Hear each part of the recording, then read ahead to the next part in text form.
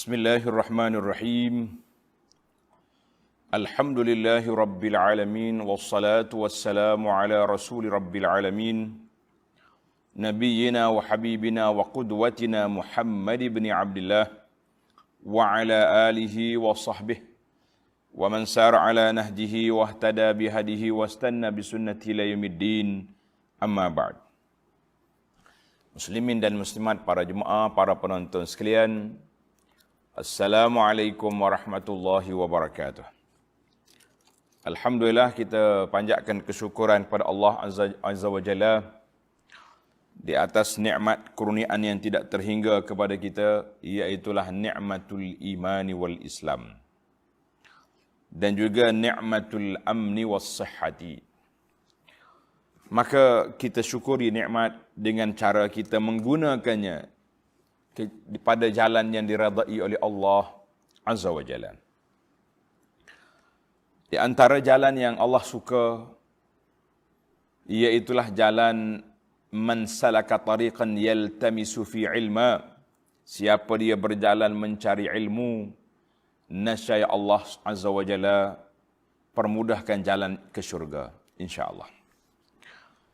Kita teruskan majlis ilmu kita, iaitulah majlis tafsirul Quran dan tadabbur beberapa ayat. Kita berada dalam juzuk yang ke-29 tafsir juzuk Tabarak, surah yang kelima dalam juzuk ini, dan surah yang ke-71 dari awal Quran, iaitulah surah Nuh. Suratu Nuh alaihi wa ala nabiyyina salatu wassalam. Buka Quran, pegang mushaf, kita baca beberapa ayat, kemudian kita pergi kepada terjemahan insya-Allah. A'udzu billahi minasy syaithanir rajim. Bismillahirrahmanirrahim. Inna arsalna Nuhan ila qaumihi an anzir qaumaka min qabli an ya'tiyahum azabun alim.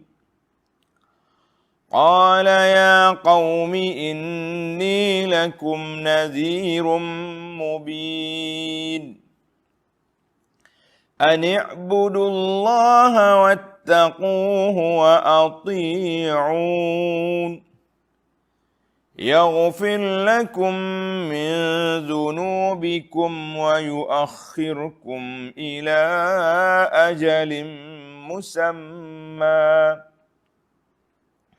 إن أجل الله إذا جاء لا يؤخر لو كنتم تعلمون.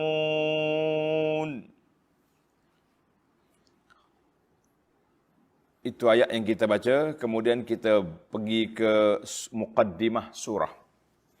InsyaAllah, saya kira ramai sudah para pelajar yang sudah ada tafsir pimpinan Ar-Rahman, yang ana baca terjemahannya dan muqaddimah, dan juga nota-nota kaki dia.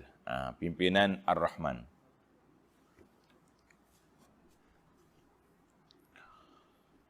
Jadi dalam surah ini, dalam pimpinan, dia mula dengan surah ini diturunkan di Makkah. Makkiyatun.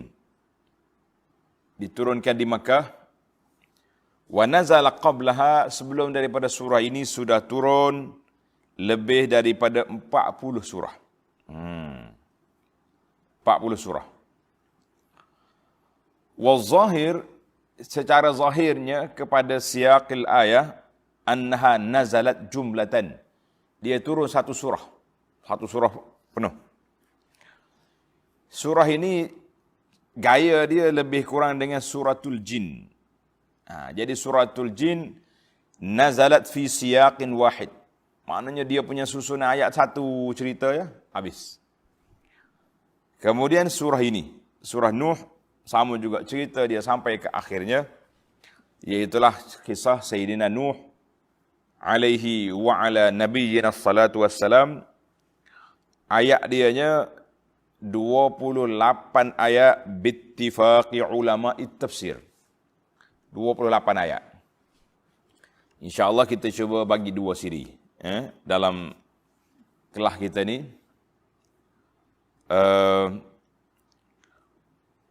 Dinamakan surah Nuh. Nama dia Suratu Nuh. Kita pun kalau kita nak letak nama anak kita, nama yang paling pendek Nuh, kan? Hak lain-lain terpanjang. Ada setengah orang kata nama anak dia 2 kad pengenalan. Baru cukup. Tapi sekarang ujung sekali dia panggil, itu dia panggil. Kan? Ada orang terpanjang-panjang nama anak dia akhir sekali dipanggil A.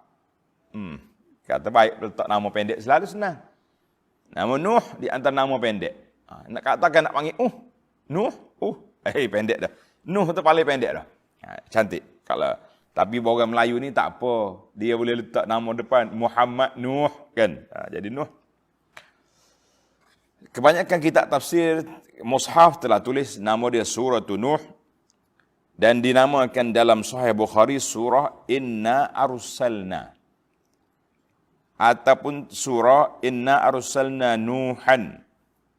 Sebagaimana ada disebut dalam sebahagian kitab tafsir dan masyhur juga di kalangan ulama-ulama yang terdahulu, surah Inna Arsalna Nuhan. Dalam mushaf kita, dalam tafsir kita ni, nama dia surah Nuh. Maudhu' ataupun intisari kandungan dia. Tengok intisari kandungan.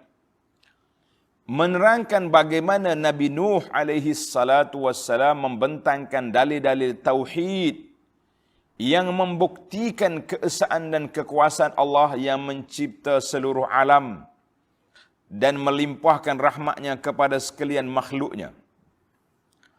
Menerangkan tentang kedegilan kaumnya, mempertahankan fahaman syirik dan penyembahan berhala. Ma'uzubillah. Ia pun merayu kepada Allah Ta'ala menyatakan halnya. Orang tak dengar kata, Ya Rabbi, 1000 tahun dah ni, dakwah ni, bukan baru-baru. Akhirnya Allah membinasakan golongan yang engkar dengan taufan dan menyelamatkan Nabi Nuh serta pengikut-pengikutnya yang beriman di dalam bahtera yang termaklum. Surah ini diakhiri dengan menyatakan doa Nabi Nuh.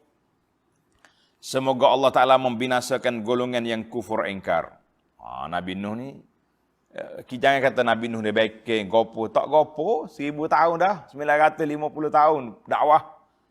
Tak dengar kata juga, ada sebahagian ulama tafsir kata di antara pengikutnya qillah. Tak ramai orang masa tu.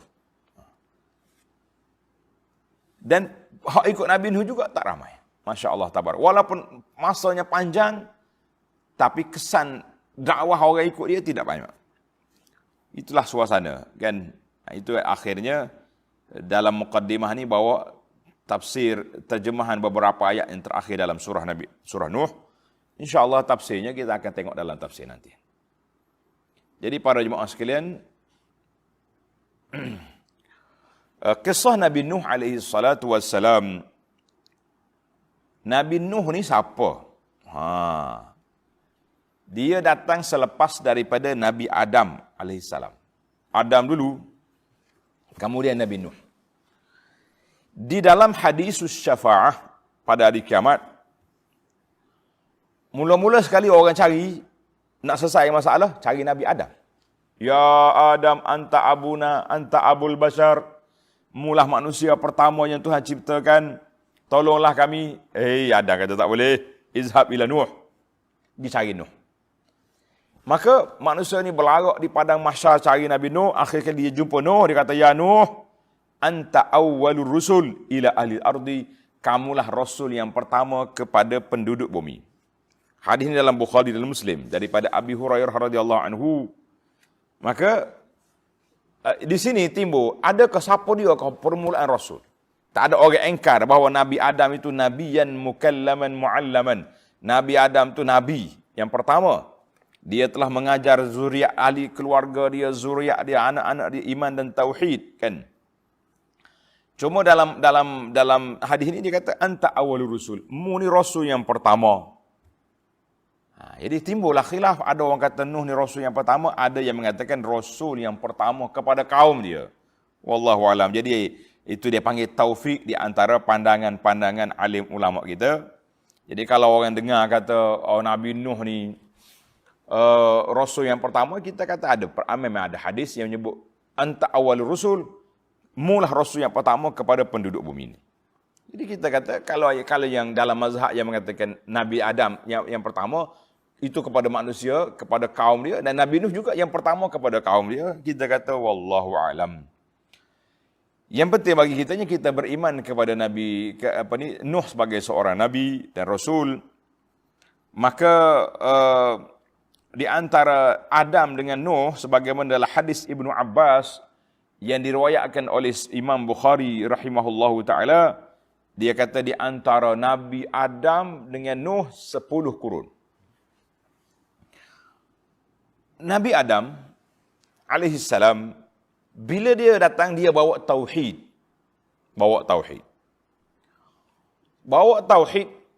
Kemudian setelah Nabi Adam wafat, mari pula generasi-generasi lama-lama, syaitan mari. Dengar ni. Syaitan ni dia tidak gopoh dia tak belorak. Orang Kelantan kata syaitan tak belorak, tak gaduh dia. Gaduh bagaimana balah, bergaduh tu makna belorak, dengan makna tidak gopoh. Ada musti'jal, tidak cepat nak. Dia slow-slow. Bila mati orang soleh di kalangan mereka, syaitan mari. Kamu tak mahu ambil inspirasi daripada tok ayuh kamu ni, orang soleh ni. Dia duk mengajar kamu, dia duk motivasi kamu, dia duk kuliah kamu. Ambil. Dia kata macam mana nak buat inspirasi? Kamu buat patung. Buat gambar dia letak sini. Letak dekat dengan tempat ibadat kamu ni. Kalau kita letak kat surau, dekat masjid. Oh, betul. Buat patung. Letak situ. Lama habis generasi patung. Mari generasi kedua, syaitan mari pula. Tak kira tengok saja aja. Habis. Gosok-gosok lah sikit, ambil berkat. Generasi yang kedua ni gosok. Mari generasi lain pula. Orang-orang tua dulu buat patung bukan untuk gosok. Bagilah penghormatan sikit. Tunduk-tunduk. Akhir sekali, mereka patung-patung orang soleh tu. Yagusa wa ya'uqa wa nasra. Nama-nama orang soleh. Qauman salihin. Dulu, akhir sekali disembah. Menjadi sebab permulaan sembah berhala atas dunia ni mari daripada pemujaan kepada orang-orang yang saleh. Itu asal. Karena itu Nabi kita larang kita buat kubur, buat bangunan-bangunan atas kubur. Kita hari ni bila mati orang yang kita kira saleh, orang baik, kita buat besar-besar, pakak mari duduk gosok, pakak mari yang duduk macam-macam duduk minta dengan orang mati. Ada yang mari buat pemujaan, kita kata itu permulaan. Maka datang Nabi Nuh AS mujaddidan li da'wati tauhid, nak mentajdidkan, memperbarui dakwah tauhid itu sebagaimana yang telah ditinggalkan oleh Nabi Adam. Maka 10 kurun di antara dia, tuan-tuan boleh baca kisah panjang ini dalam blog Abu Anas Madani, tajuk dia permulaan berlakunya syirik di atas dunia wal'iyazubillah. Jadi kita kena hati-hati dengan permainan ini. Asal-asalnya main ke. Mula-mula kubur, batu buat besar-besar, buat bangunan, pasang lampu, pasang calok, pasang macam-macam. Akhir sekali orang mari puja. Na'udzubillah. Jadi Nabi Nuh ni ada tanda cerita ni. Cerita orang kata ketika dia diutuskan oleh Allah Ta'ala, umur dia 350 tahun. Kan? Tapi ramai ulama tafsir kata, umur Nabi-Nabi dibangkit oleh Allah Ta'ala ketika berumur 40 tahun. Ka'adatillahi ta'ala fi aisalir rusul wal anbiya ala ra'sil arba'in. Jadi kesimpulannya Nabi Nuh dibangkitkan ketika umur dia 40 tahun seperti Nabi-Nabi yang lain. Maka para jemaah sekalian, cuma mereka ni umur dia panjang. Falabisa fihim alfasanatin illa 50 aman. Nabi Nuh berdakwah 950 tahun. Panjang umur dia. Kan? Panjang umur dia. Ada yang mengatakan inna qauma Nuh kanu qillah. Kaum Nabi Nuh ni tidak ramai. Bila tidak ramai, maka dipanjangkan umur dia. Wallahu alam. Itu di antara hikayat yang disebut. Maka dalam surah ini hikayah secara mujmal, secara umum dakwah Nabi Nuh alaihissalam iaitulah 1000 kurang 50. 1000 kurang 50 jadi berapa? Jadi 950 tahun. Itu Nabi Nuh alaihissalam. Panjang lagi lah. Kalau tuan-tuan nak baca kisah Nabi Nuh alaihissalam ini, baca dalam kitab yang ditulis oleh Syekh Dr. Salah Abdul Fattah Al-Khalidi, nama dia Qisasul Quran. Dalam tu ada 4 jilid, dia detail cerita Nabi Nuh ni daripada semua ayat-ayat yang disebut dalam surah mana pun dicatukan dan dijadikan satu kisah yang diambil daripada Al-Quran dan juga ambil daripada sunnah Nabi SAW. Tidak ada riwayat-riwayat Israiliyat yang mengaruh, yang pelik-pelik, tidak ada.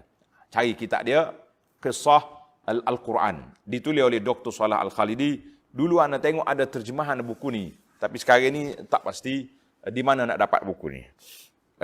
Cuba tengoklah dalam Google, cari buku Kisah Al-Quran. Nama penulis dia, Dr. Salah Abdul Fattah Al-Khalidi. Hafizahullah ta'ala. Baik, kita pergi kepada ayat. Bismillahirrahmanirrahim. Dengan nama Allah yang Maha Pemurah lagi Maha Mengasihani.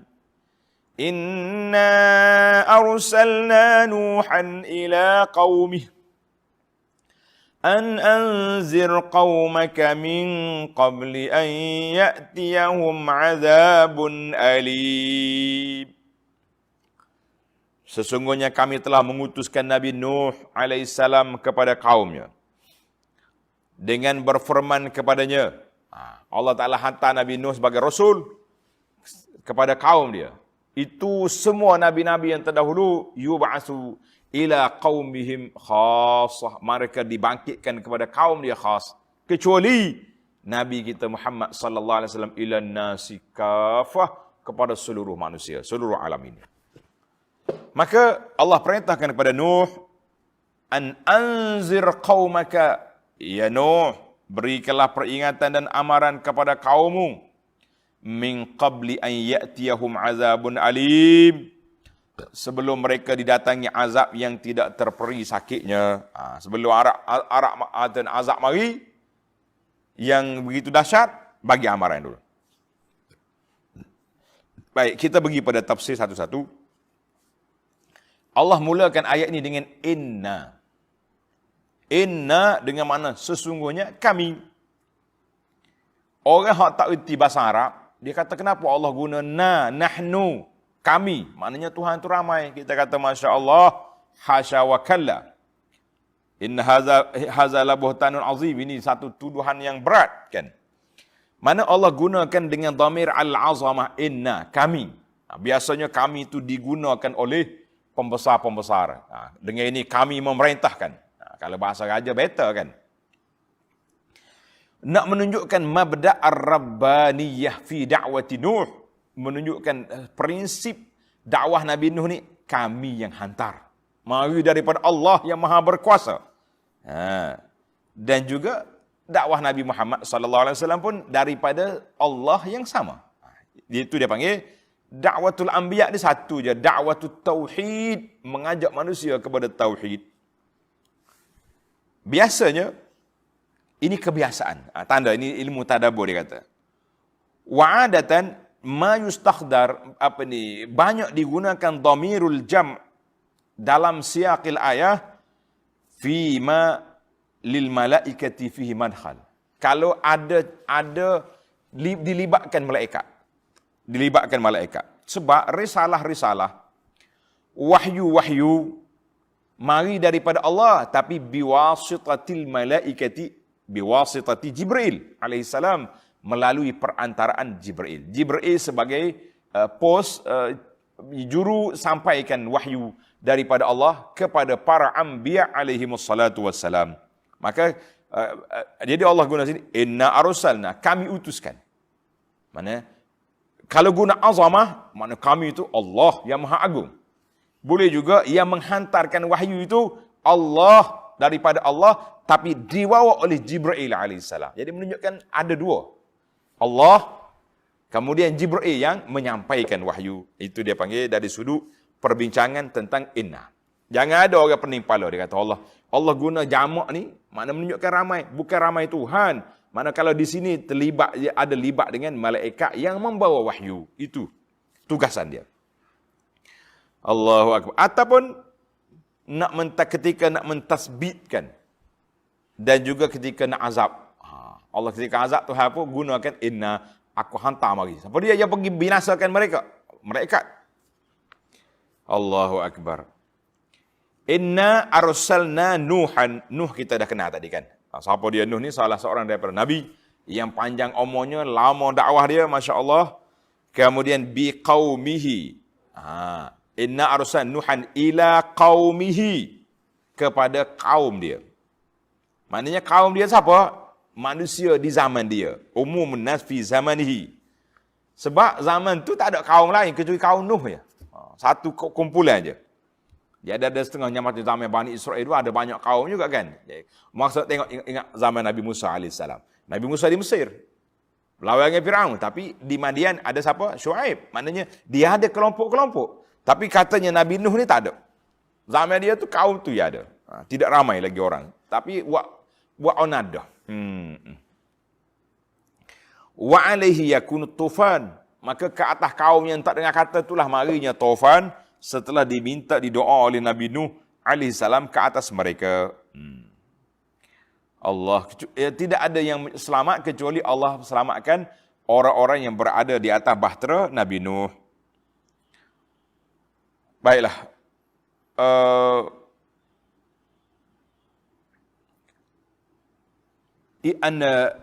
Tugas Nabi Nuh. An anzir. Hendaklah kamu sampaikan kepada manusia. Maka Allah SWT perintahkan semua nabi-nabi, fihi dilalatun, bahawa para anbiya telah menjalankan tugas. Para anbiya telah menjalankan tugas dia masing-masing.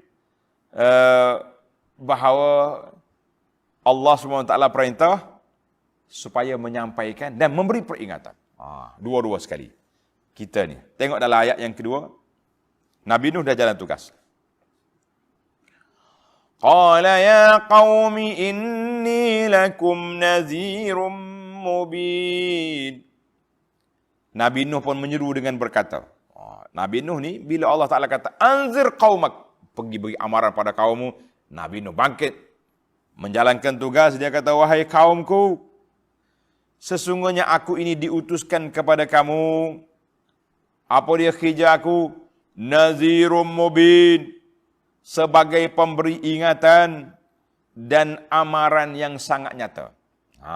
Aku ni diberi peringatan dan amaran yang sangat nyata. Dua benda. Nazir, tugas kita, memberi peringatan. Maka Allah SWT sebut khulasah, ringkasan kepada risalah yang dibawa oleh nabi-nabi alaihi wassalatu wassalam dan menjadi kisah kepada surah kita ini, iaitulah khija Nabi alaihi wassalatu wassalam, al-inzar, memberi peringatan. At-tabsyir, memberi khabar gembira siapa yang taat. Siapa taat? Ni dia, syurga. Siapa langgar? Neraka. Dua. Kemudian Allah Subhanahu wa taala nyatakan kepada kita apakah dakwah para nabi alaihi wassalatu wassalam. Tengok ayat yang ketiga, Allah nyatakan kepada kita dakwah nabi, isi kandungan maghza, intisari ataupun intipati kepada dakwah para nabi. Ani'budullaha wattaquhu wa ati'un. Hijau nabi, semua nabi, iaitu u'budullah, sembahlah kamu akan Allah. Satu. Wattaquhu, dan bertakwalah kepadanya. Wa ati'un, dan taatlah kepada Allah. Berapa dia punya paksi dakwah dia? Ubudullah, abdikan diri kepada Allah, itu dia panggil tauhid. Mu jangan sembah hak lain. Berhala-berhala, tok ayuh kamu dulu. Utruku, tinggalkan, hancurkan dia. Jangan duduk main nak sembah lagi tok ayuh tu, jangan. Dia panggil, katalah dalam Al-Quran saya sebut Ya'us, Yaghus wa Nasra, kan? Itu nama-nama qauman salihin. Tinggal. Kemudian ittaqu, takut pada Allah Taala. Bertakwa kepada Allah. Wa ati'un, dan taat.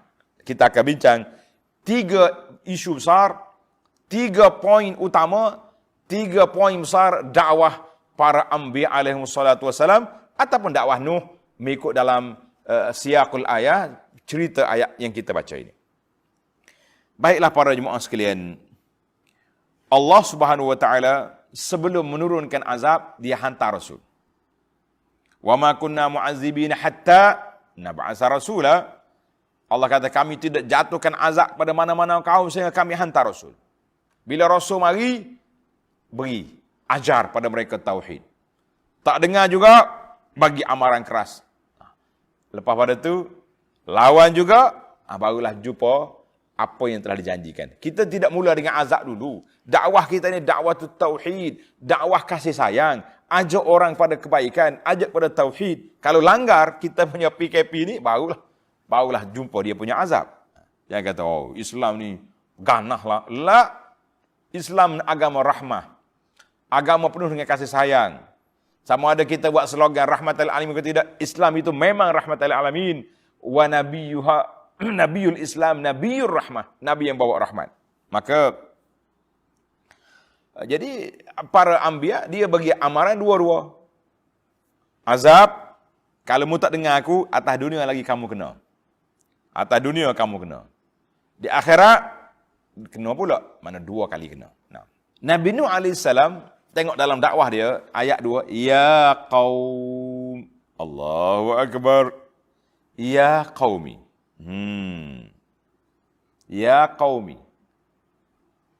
Kata di para ulama, wal kasratu alal mim, qa'imatu maqam ya al-mutakallim. Dia tak kata ya qaumi. Ada ya, patutnya gitu. Tapi dia guna kasrah. Ya qaumi. Menunjukkan bahawa dia itu ganti daripada ya mutakallim. Makna, hei kaum aku. Wahai bangsaku. Wahai anak beranakku. Itu dipanggil. Nabi Nuh guna perkataan, orang panggil menggunakan khitab an-nafs, khitab jiwa. Anak beranak kita. Geng-geng kita. Kaum kita. Mana dia guna supaya rasa dekat. Aku ni bukan orang lain. Aku ni daripada kampung ni juga. Aku ni daripada anak beranak kita. Kenapa tak nak dengar kata? Kita pun, sebab itu, di antara hikmah Allah Subhanahu Wa Taala bangkitkan nabi-nabi itu daripada kabilah sendiri. Min anfusikum. Nabi Muhammad sallallahu alaihi wasallam daripada Quraisy, dia dakwah kepada Quraisy pada peringkat awalnya. Kan? Nabi Nuh daripada kaum dia. Mana kalau mari orang lain mari nak berdakwah, dia ni orang mana ni? Bahasa dia apa lain dengan kita? Macam-macam. Sebab itulah dia panggil teknik dakwah tu, Allah Subhanahu Wa Taala tunjuk pada kita dalam ayat, dia kata min anfusikum, aku hantar daripada kamu juga, daripada bangsa kamu. Sebab apa? Tanda. Kelebihan pendakwah tempatan, kata orang. Ataupun kelebihan Nabi sallallahu alaihi wasallam dipilih daripada kaum dia. Yang pertama sekali, supaya mereka ambil kira juga anak beranak. Macam Nabi SAW, Abu Talib, walaupun dia tak mahu beriman sampai ke sudah, tapi sensitiviti dari sudut anak saudara, dia jaga. Kurang-kurang ada kredit di situ. Jadi ada setengah orang, jangan pukul dia. Dia tu anak saudara kami, dia tu adik-beradik kami, dia ni keluarga kami. Cuma ada pening-pening sikit. Begitulah. Ada unsur. Yang kedua, sebab dia tahu bahasa kaum dia. Dia nak cakap lengguk bahasa tu, nak mudah sampai maklumat. Sebab itulah kita ni, kalau kita nak dakwah kepada kaum tu, patutnya orang tu yang masuk. Contohnya, kita nak masuk pendalaman orang asli yang lebih dekat dengan mereka, masyarakat mereka, puak-puak dia. Kita kena ambil anak-anak mereka ni sebagai jadi latih, dididik sebagai jadi pendakwah nanti. Itu kan. Ana pergi melawat Jepun, nak ceramah, kata nak ceramah apa aku ni? Bahasa Jepun sepatah pun tak reti. Duk my height gitu ya reti kan. Tapi sahabat kita yang belajar bahasa Jepun, dia kata tak apalah, ustaz sebut ya kami terjemahkan. Maknanya kalau kita ada bahasa dia, kita mukhatabah, kita bercakap dengan dia lebih cepat. Lebih dekat. Yang ketiga, orang kampung itu lebih tahu ada adat istiadat dan bagaimana cara nak tackle ni. Jadi kita tahu. Maka lebih ada alil qabul, lebih senang orang nak terima ataupun orang nak reject. Yang keempat, sebab dia tahu taraf pemikiran. Dia punya graf standard. Dia tahu setakat mana aku nak cakap dengan orang ni. Kita mengaji tinggi-tinggi, masuk dalam kampung orang ahli bata pun tukar hidup cakap, berkata ulama tafsir, berkata Imam Ibnu Katsir. Ibnu Katsir, puak ni ahli bata pun tukar lagi. Jadi kita kena tahu label dia, standard. Itu dia panggil teknik dakwah. Maka kata di para ulama, dalam ayat ini menunjukkan kepada kita teknik dakwah, wasailud dakwah itu penting di dalam menyampaikan maklumat. Sebab itulah pendakwah tempatan diperlukan kepada orang tempatan itu. Tetapi tidak menjadi kesalahan sekali-sekala kita mari pendakwah mari daripada luar. Ibarat orang tua-tua kata, bomoh kampung ni kadang-kadang tak masyhur. Orang kampung ni orang ramai mari, tapi orang kampung tak pergi bomoh dengan dia. Itu kata-kata. Sekali-sekala kita tukar pendakwah masjid ni panggil pendakwah negeri ni panggil pendakwah orang ni kan. Itu dia panggil sekali-sekala tukar alih rasa cara olahan. Itu tidak jadi masalah. Tapi teknik dakwah tu perlu dipelajari. Teknik dakwah. Ni ada sekarang ni puak kita ni, kalau hak dia suka, marilah orang bangsa apapun, Arab ke, orang putih ke, hebat-hebat. Tapi kalau dia tak suka, orang Arab ke, orang putih, dia nyip belaka, dia enjar belaka dah. Orang Arab mari mana ni sesak mari duk jual minyak atas ini tiba-tiba dakwah. Kita ataupun mari daripada orang Myanmar, orang Burma ni mari buat rumah batu sini, mari duk noreh tiba-tiba jadi maulana. Kita kata kita jangan tengok kepada asal usul orang, kita tengok kepada ilmu yang disampaikan. Masya-Allah tabarakallah. Baik. Nabi Nuh kata, inni lakum nadhirum mubin. Inna min adawati taukid, nak kuatnya aku ni betul-betul memberi peringatan kepada kamu. Kaumku dengar baik-baik. Mubin, bayin, jelas penjelasan aku ni. Penjelasan aku ni tak ada yang sembunyi, tidak ada yang tidak dipahami. Sebab apa? Sebab kaum dia, bahasa dia, apa yang masalah dia kan. Maka hakikat dakwah Nabi, berapa tadi saya sebut?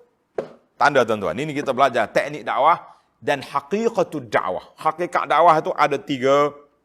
Yang pertama, kita akan bincang di sini biar kita boleh memahami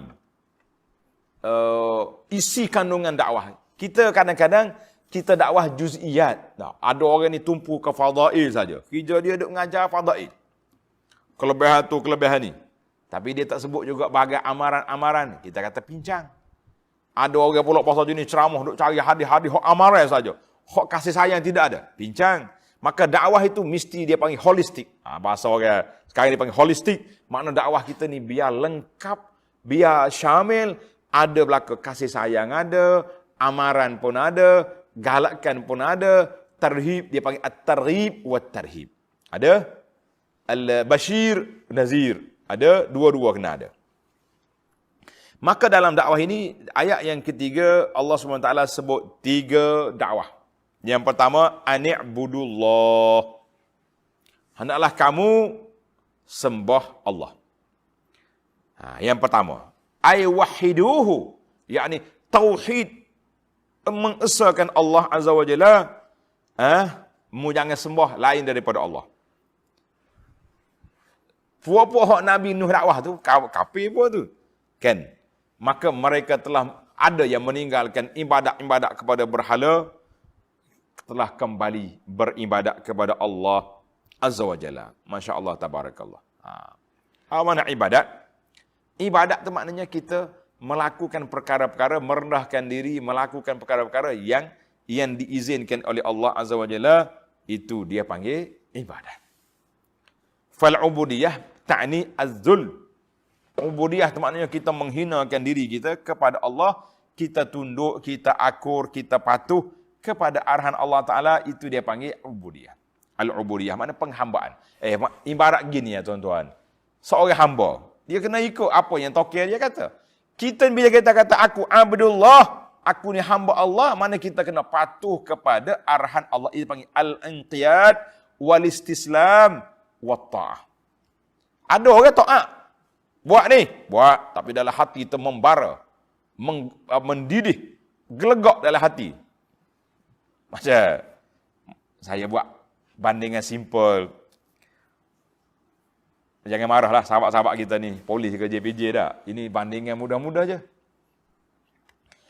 Orang yang kena saman, tak kira lah, sampai langgar PKP, balik kampung, dah.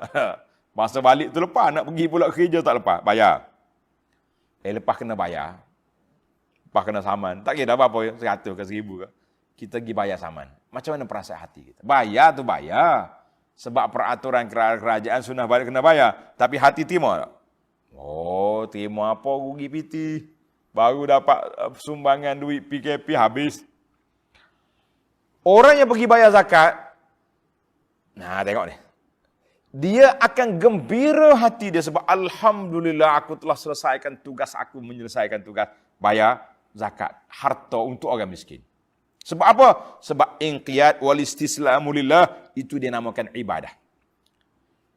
Oleh kerana kita ni dengan undang-undang jalan raya JPJ ni kita tak rasa ibadat, kita bayar dalam keadaan kita rasa yalah berat lah. Gitulah keadaannya siapa-siapa pun.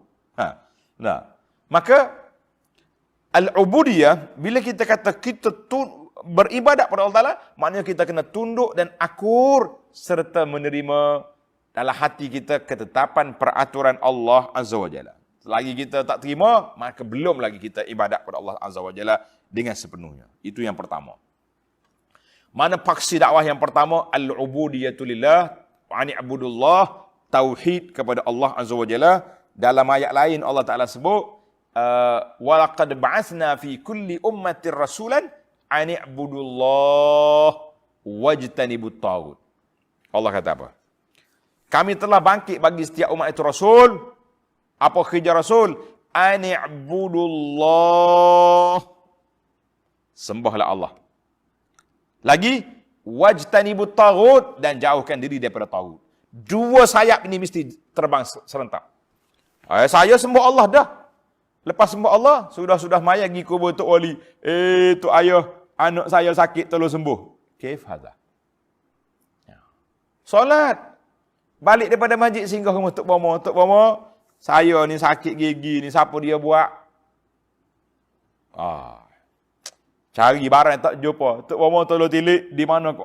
Percaya ke benda-benda gaib? Ini dia panggil sembah Allah. Tapi taghut masih lagi berlaku dalam jiwa. La. Syarat ini mesti tepat. Ani'budullah wajtanibut taghut. Sembah Allah dan jauhkan diri dari taghut. Dua-dua tu kena ada belaka. Tuan-tuan tanda. Ayat ni ini dia panggil paksi dakwah para anbiya alaihimus salatu wassalam. Dua dakwah. Ani'budullah wajtanibu at-taghut. Wajtanibu at-taghut. Kena ingat. Itu dia panggil dalam ayat. Lo ni mudah nak cari ayat-ayat pun nak. Nak baca je payah. Suratul Nahli, tanda. Ini ayat asas dakwah para Rasul alaihi wassalatu wassalam. Suratul Nahli ayat 36. وَلَقَدْ بَعَثْنَا فِي كُلِّ أُمَّةٍ رَسُولًا أَنِ اعْبُدُوا اللَّهَ وَاجْتَنِبُوا الطَّاغُوتَ ila akhir ayat. Itu dia panggil dakwah ar-Rasul alaihi wassalatu wassalam. Baik, itu paksi yang pertama dakwah para anbiya. Kemudian kita pergi kepada yang kedua. Wattaquhu. Naklah kamu takut kepada Allah Azza wa Jalla. Kata di ulama tadabbur, al-farqu bainat taqwa wal ibadah. Tanda betul-betul, ini point. Beza di antara takwa dengan ibadah. Apa dia? Al-ibadatu, ibadah itu melakukan perkara-perkara yang diperintahkan oleh Allah Azza wa Jalla. Allah suruh kita buat, semua sekali kita buat. Perintah yang pertama sekali Allah suruh kita buat atas dunia ni apa dia? Tauhid. Kerana itu tauhid telah menjadi rukun Islam yang pertama. Tauhid ni rukun Islam yang pertama, iaitulah mengucap dua kalimah syahadah. Itu dia panggil tauhid. Maka itu yang pertama sekali, itu dia panggil al-ibadah, melakukan segala perintah Allah Azza wa Jalla, itu ibadah. Dalam ibadat lain pula, ada ibadat khususiyah. Puasa, bermula dengan puasa. Dalam rukun Islam kita. Kemudian, zakat. Maaf. Bermula dengan salat. Baru lepas boleh puasa ni, duduk cara puasa saja. Yang pertama sekali, selepas daripada kita mengucap dua kalimah syahadah, as-salah. Salat dulu. Salat, kemudian mari puasa atau mari zakat. Dia dua. Ada riwayat kata puasa, ada zakat. Yang penting dua tu sinonim lah. Kan? Puasa tu untuk tubuh, zakat untuk harta. Kemudian baru mari haji. Haji terlibat dengan dua-dua. Harta, tubuh badan. Man istata' ilaihi sabila, istita'ah di sini, kemampuan ada dua-dua. Maka itu dia panggil ibadah, melakukan segala perintah Allah Azza wa Jalla. Wal taqwa, apa makna taqwa? Taqwa, at-taqwa ambil daripada perkataan al-wiqayah. Buat tembok, buat dinding, buat penghadang di antara kita dengan neraka. Na'udzubillah. Nah, itu dia panggil. Kan hadis tentang sedekah tu. Ittaqun nar walau bisyiqqi tamratin. Ittaqun nar, hendaklah kamu buat tembok, benteng di antara kamu dengan neraka, walaupun sedekah sebelah biji tamar. Mana ada orang sebelah, ibaratnya, kalau tak ada banyak, sikit pun kena buat. Itu maksudnya. Maka ulama kata, at-taqwa tarkun nahi. Tulis itu. Taqwa, meninggalkan segala yang dilarang oleh Allah Azza wa Jalla. Tapi kita ingat, dalam Quran ni ada, apabila dia kumpul, dia berpisah. Bila dia berpisah, dia terkumpul. Kalau kita katakan dalam khutbah Jumaat, biasanya khatib akan kata, ittaqullah, naklah kamu semua bertakwa kepada Allah Ta'ala. Apa makna takwa? Melaksanakan tuntutan, arahan dan meninggalkan larangan. Bila kita kata takwa saja. Tapi kalau dia duduk sekali, u'budu wattaqu. Takwa, sembah Allah, mana lakukan ketaatan. Wattaqu, takwa, maknanya tinggalkan segala larangan. Mana dalam ayat ini, Allah Ta'ala sebut dua-dua. Yang pertamanya, bila kita seorang itu beriman, dia kena merealisasikan dua perkara ini. Yang pertama sekali, fi'lul amri, melakukan tuntutan, arahan yang paling besar yang pertama sekali, ingat, tauhid kepada Allah Azza wa Jalla, kemudian diikuti dengan salat, zakat, puasa, haji, melalui rukun Islam kita yang 5. Yang kedua, tarkun nahyi, meninggalkan larangan. Tak mungkin buat yang baik je, larang tak ada. Tinggal tak ada. La, itu dia panggil tidak lengkap. Tidak sempurna iman seorang itu kalau dia buat sebelah kaki je. Maka dakwah kita ni kena komprehensif, dakwah kita ni panggil holistik, dua-dua kena ada. Ajar, larang. Ustaz, kalau ajar saja, orang suka. Oh, tuan, kalau buat begini, kita nak solat kena bersiwak. Kita nak ni kena, orang suka. Baca ayat ni boleh gini. Tapi kalau nak larang, Allahu Akbar. Mana saya tak tegur tu, kawan hantar tu. Duk makan teh sekali, duk minum air teh, minum syari sekali tapi tak tegur. Hai, payah je. Tegurkan lari pula tak mari. Jadi nak tegur, takut. Maka tidak sempurna iman kita kecuali kena buat dua-dua, lakukan arahan, tinggal larangan. Kalau tak buat dua, tak jadi. Dalam ayat ini Allah kembarkan, u'budu wattaqu. Tinggalkan segala benda yang Allah Ta'ala larang. Seperti segala fawahish, benda-benda yang keji, zina, liwat, itu dia panggil fawahish. Perkataan-perkataan keji, al-mubiqat, perkara yang membinasakan dosa-dosa besar.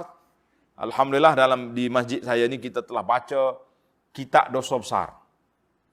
Yang dikumpul oleh Imam Az-Zahabi ada 70 dosa besar.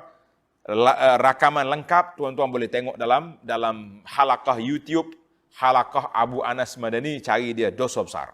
Pernah baca?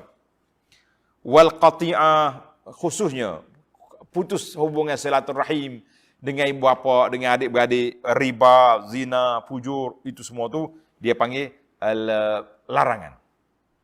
Maka ini dua rukun ini la budda minhuma, yang tak mungkin kita abai, kita cuai, kita orang panggil tidak lakukan, tak mungkin. Boleh jadi di zaman kalau kita balik yang ketiga, wa ati'un, naklah kamu taat kepada Allah. Jadi setiap nabi dia telah beri arahan dan dia sebut larangan. Kesimpulannya, patuhlah kepada dua-dua arahan dan juga larangan tadi. Wa ati'un. Ini orang panggil mati awalnya wa ati'un. Taatlah kepada dua-duanya, arahan dan larangan. Jangan ambil arahan saja dan jangan ambil larangan saja, berjalan serentak. Maka dalam kisah Nabi Nuh, kita balik kepada kisah kita. Yang tiga tadi, usulud dakwah. Usul asas kepada dakwah para anbiya alaihimussalatu wassalam. Maka boleh jadi perkara-perkara larangan zaman Nabi Nuh tak banyak. Arahan pun mungkin tak banyak, kan. Tetapi aslut tauhid, asal kepada tauhid itu memang menjadi agenda semua para anbiya alaihimussalat. Termasuklah Nabi Musa pun tauhid. Tadi ayat yang kita baca tadi, surah apa? Suratul Nahli ayat 36 tadi. Allah kata apa? Walaqad ba'atsna fi kulli ummatin rasulan. Kami dah bangkit pada semua umat itu ada rasul. Kejadiannya dua. Tauhid dan jauhkan diri daripada taghut. Allahu Akbar. Baiklah para jemaah sekalian muslimin dan muslimat. Menarik kisah kita ini. Allah Ta'ala ajar kepada kita dakwah Nabi Nuh.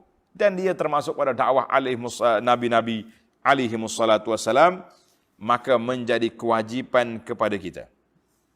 Apa dia kewajipan kepada kita? Kewajipan kepada kita para jemaah sekalian, mesti patuh, akur, tunduk kepada peraturan Allah Azza wa Jalla dan meninggalkan larangan-larangan. Hari ini dia panggil al-muhasabah. Kita kena muhasabah setiap masa. Anda duk perhati tengok, saya sendirilah contohnya. Dalam dakwah kita, bila mari bulan Ramadan, kita menggalakkan orang supaya beribadat. Bila mari bulan Syawal, kita kata tuan-tuan dan puan-puan, Syawal tak boleh jadi Ramadan. Sebab ini nama dia bulan Syawal, macam nak jadi Ramadan. Syawal tak boleh jadi Ramadan. Syawal lah. Tetapi ruh, semangat beribadat di bulan Ramadan, mesti dibawa ke Syawal. Sehingga para pendakwah mengatakan besi yang kita panaskan. Besi yang kita panaskan, waktu dia panas tu kita boleh buat apa saja. Boleh canai, dia panggil canai. Nak buat pisau boleh, nak buat golok boleh, nak buat tombok boleh. Sebab dia tengah panas, tengah lembek. Kita ambil tukup, jadi golok. Kata-kata, jadi pedang. Buat macam ni, jadi. Itu dipanggil ibarat kata. Besi tengah panas, kamu boleh masih lagi mampu untuk nak canai, nak buat apa benda bentuk. Sama juga kita. Ruh Ramadan masih melekat dalam jiwa kita. Baru ya kita lalui puasa Ramadan dengan kita begitu semangat. Mari bulan Syawal, sepatutnya semangat itu ditarik ke Syawal. Beribadatlah kita, baca Quran jangan tinggal, tadabbur Quran, meneruskan program tadabbur Quran dan ibadat-ibadat lain, solat berjamaah. Mana kita teruskan ibadat itu, maka kita mengatakan itulah ruh kepada wa'ati'un, adalah kamu taat. Jadi kesimpulan kepada perbincangan kita ni. Jadi nampaknya surah kita ni banyak siri sebab tajuk-tajuk dia berkaitan dengan isu semasa dakwah kita pada hari ini, masya-Allah tabarakallah.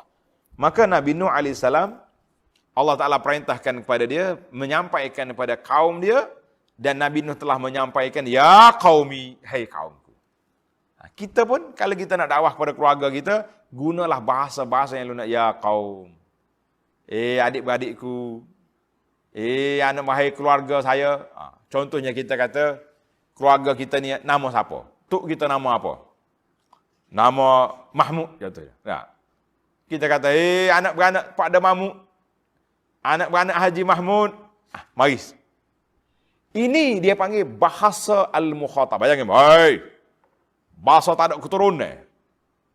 Perangai jahat. Siapa dia nak dengar? Tapi kalau kita mari dengan, ya kaum, anak beranakku, kaumku. Dengar. Mudah-mudahan ada telinga uzunun sariyah, ada telinga yang mendengar, ada mata yang celik. Dalam ramai-ramai, 50 orang yang kita dakwah, mula jadi 5 orang terima, kita kata nikmat. Alhamdulillah.